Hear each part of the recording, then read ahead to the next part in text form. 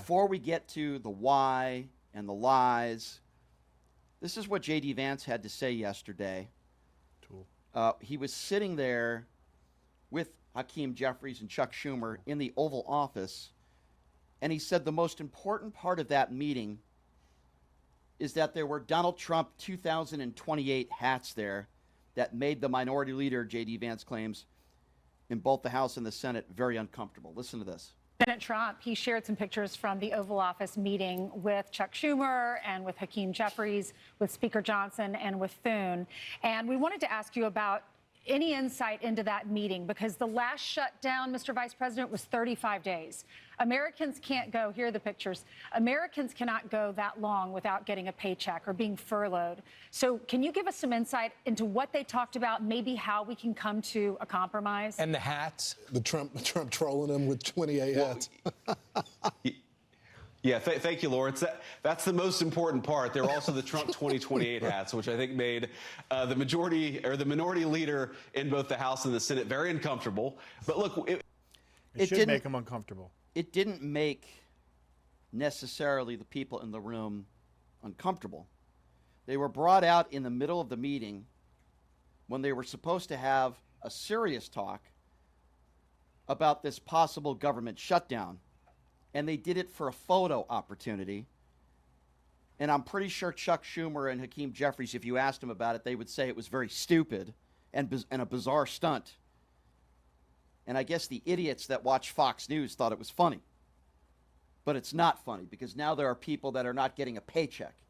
There are very, very important. The Trump administration, they're all getting their paychecks. Oh, sure. Right? Military, no paycheck. Yeah. Government workers, public employees, no paycheck. But you know what? Everybody else in the regime is getting their paycheck, no problem. No one has a problem with that? MAGAs don't have a problem with that? I'll tell you, I have a problem with that, but I also have a problem with the lies that we're going to focus on now being put forth by the right, blaming Democrats. Now, I have the proof right in front of me. It's a blatant lie what they are saying. Let's start with J.D. Vance, though. J.D. Vance saying that the reason why Democrats want a government shutdown is because they think Trump is a dictator, which is obviously a lie, but have a listen to this.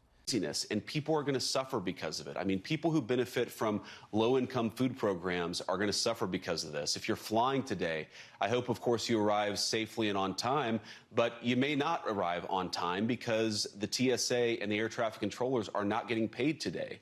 Our military is not getting paid today, starting today. And obviously, the longer this drags on, the worse that it is for the American people. So we are where we are.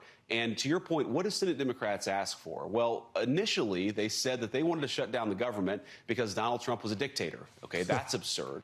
Then they said they wanted to shut down the government because they wanted hundreds of billions of dollars for health care benefits for illegal aliens. That, of course, is also absurd.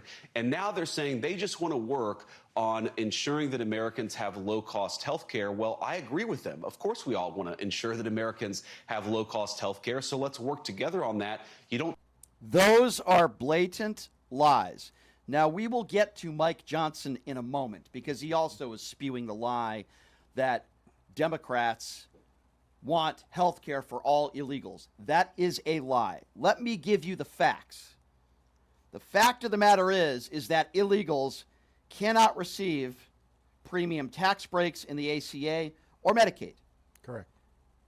People who are here illegally have never been eligible for Obamacare subsidies, Medicare, or Medicaid. They cannot go on the exchange and get Obamacare. Correct. Number two, what Democrats have been trying to do is undo the changes that would affect refugees and asylum seekers, not people who cross the border illegally.